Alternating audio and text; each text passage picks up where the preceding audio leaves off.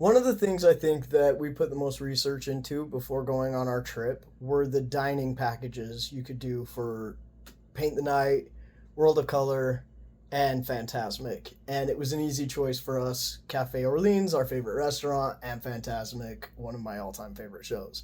That TJ had never seen. So when we started researching, we realized that people just don't share the menus. And so here's our look at the menu. This was May of 26.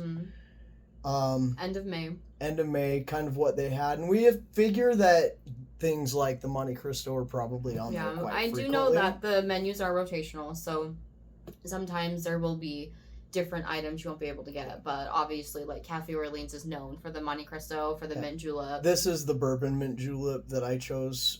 Probably a signature that's going to be there. And all three of us, even though we had lots of options, got the Caesar salads. This is the Monte Cristo at Cafe Orleans, one of my all-time favorite sandwiches. And then we got the grilled chicken and fettuccine.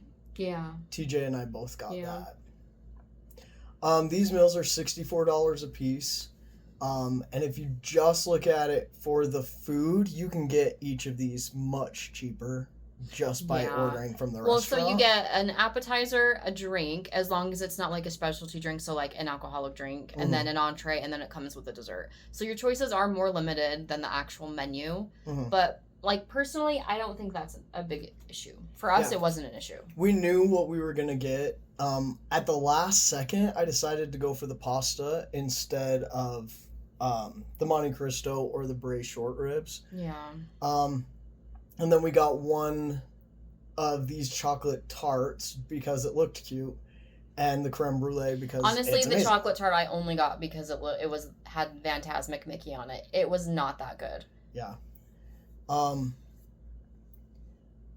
creme brulee was way better. Way better. Yeah, it was really good. Next time, if we ever do this again and that's on the menu, I'd probably get that.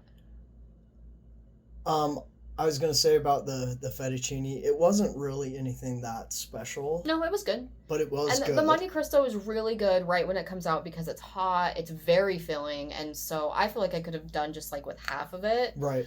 But it was good. The fries our garlic fries are always good. A good choice, and the sauces are always really good. Yep. And I always get a mint julep. TJ gets a lemonade. It's like a jam filling.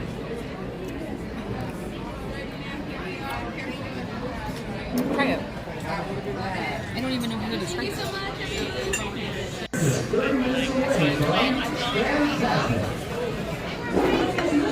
What did he say we can line up? 10 o'clock. So with your reservation, you have a time that you eat and then a time that you return for the show.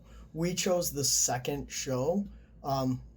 We don't have any young, small kids that needed to be to that earlier show. We were planning on staying till park closed for the most part, which so I think the benefit was 11. of that was after we ate, we actually saw them like setting up for the Fantasmic show. Really fun. Mikey did it on fire. The negative. TJ had not seen it, and we hung out in the area, and this was the first showing. Yeah, the first showing he kind of got a peek at, but. So at about 9:50, we wandered over that way, and we're some of the first people in line. There wasn't a huge Highly crowd. recommend getting in line early. Yep. You will get the better spot. And there was 3 different restaurants, I think, that had seating. So there's Rancho del Zocalo, the Riverbell Terrace, and Cafe Orleans. Right. We heard Cafe Orleans was the best seating, and so for us, with that being also our favorite sit-down restaurant, there was no question. And in my mind, they were right. This is our seating for Cafe Orleans.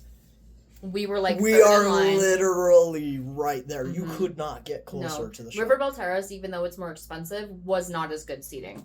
So don't do it. Even if you like the food better, you're here to see a show. It's not about the food. So, like I said, this is one of my all-time favorites. It's the show that I've seen the most. It's the one that I've listened to the music forever. And for TJ's first experience, being that close as the pirate ship came up around the bend, like... It was so cool. There was definitely a part of me that was like, you are just going to sit and watch this show.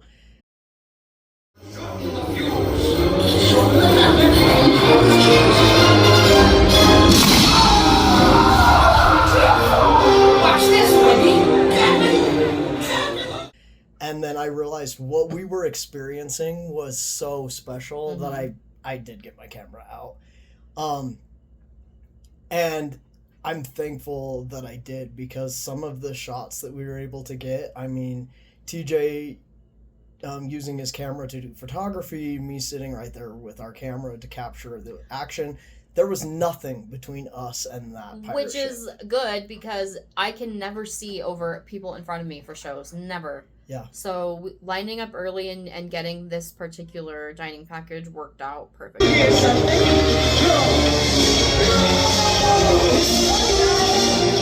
So for me, like I said, this being one of my favorite shows, being front and center like this, there were projections I don't think I've ever seen. Because from the side, it's a little fuzzy. It's hard to tell. I never knew the crocodile was there. I wonder if it's new, though. It could be.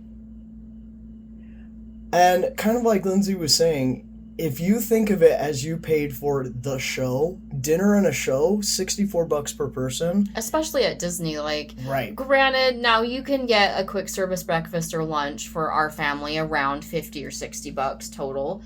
But again, this is something special that you're doing, and it really just, if this is something you're into, if shows are your thing, it's worth the money. Yeah.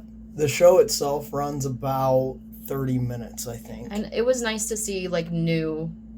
Like, obviously, when we were kids, there was no, Rapunzel. Eugene and Rapunzel. Like, that wasn't it. Right. But it was fun to see, like, updated things. So, even though it's, like, this classic nostalgic show, they're still keeping it current. Mm-hmm. Like I said, we could not have been in a better place for the projections. And, like, Mickey's right there. What made it really fun for us on the technical side, and you'll have seen earlier, I even zoomed in on where the speakers are. We really wanted to catch them. We really wanted to be close enough that I could zoom in and figure out how they do some of the Mickey quick changes or the pyrotechnics or things like that. And I'm happy to report, this close in, I didn't catch a thing. Mm-mm. I've watched this footage back through, like... Well, I wonder where so the tech booth is. That's something else. At World of Color, we found the tech booth here. Right. I don't think we did. Like, that's something our family kind of gets into. We start looking for the technical aspects. Like, okay, where's pyro hooked up? Where are they sitting to control all of the projections? Things like that. World of Color, there is a great seat where you can turn around and watch the tech booth It's in really action. cool. Yeah. But I don't know where it is. So if anybody does, another thing that we tried out this time, we got our magic bands for the first time, and we'll have a short video of our experiences with those, but it was kind of fun to have this just like, I don't know, it made you feel like you were part of it all to have that going off on your But just a wrist every warning, now and then. if you don't have a magic band, they're hooked up to your phone, so if your phone's dead, you're not getting Wi-Fi, so your band won't work. Yep. So here's the one thing that I will say is possibly a negative. If you have really small kids being this close. We've been talking a lot about pyro. We've been talking a lot about the tech. Mickey is about to light the bay on fire. And if you, well, okay, it's not Mickey. Let's not blame the mouse.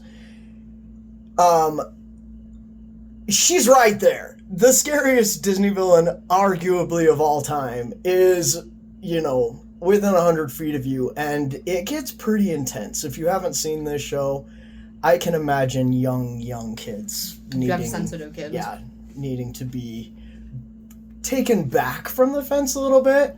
But like I said, we were so close that we could feel these flames, and it was pretty cool. Great.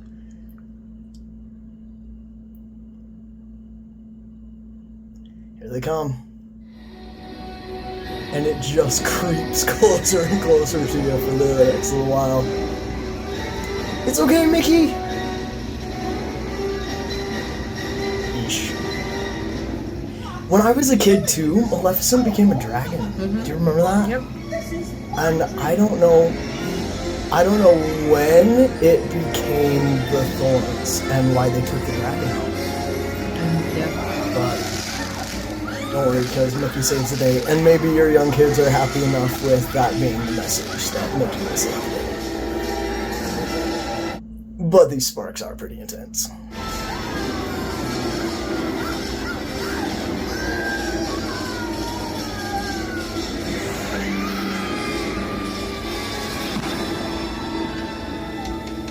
this is another moment that kind of lives rent-free in my head. Just the Mark Twain with all the characters dancing on top of it. Like, that to me is the quintessential Disney moment from my childhood that I remember as clear as anything. I say mine's the opening. Oh yeah? Mm-hmm. With the music and the first time you see Mickey. Yeah.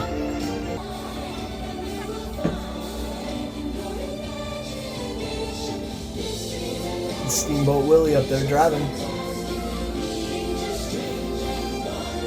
And like Lindsay said, like, there are so many additions to this since I was a kid, like Tiana and Mirabelle, and I mean, a good third of these have probably been added since, it was the 90s for me.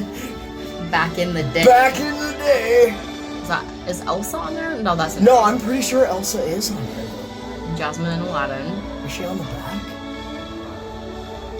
Maybe not. No, that's Nope. Woody and Jesse and the Army Man. So where's the Frozen rep? Come on. And Buzz. Perhaps there is none. So, like, the difference in this show and World of Color is the performers. The World of Color has all the projections and the fountains and the pyro that this does, I feel. But this adds that element of there are, people right there in And the honestly, middle of like, it all. if you're debating what package to do, I'm gonna suggest Fantasmic. We have not done a World of Color actual package, but we've seen it multiple times. Right. And just from a show standpoint, this one to me is a lot. It's worth it. Right. And I maybe it's the nostalgia talking. There are so many good things about World of Color, but nothing gets my nostalgia up like Fantasmic. Well, and I feel like there's an element of it. It doesn't have to just be the nostalgia. It's just appreciating the show for. Do you see how close I am in on that? And he's gone. He's gone. He's just gone. Like, and bye-bye Mickey again. Like, It's real magic, actually. I really think it's just magic. It It's is. just magic.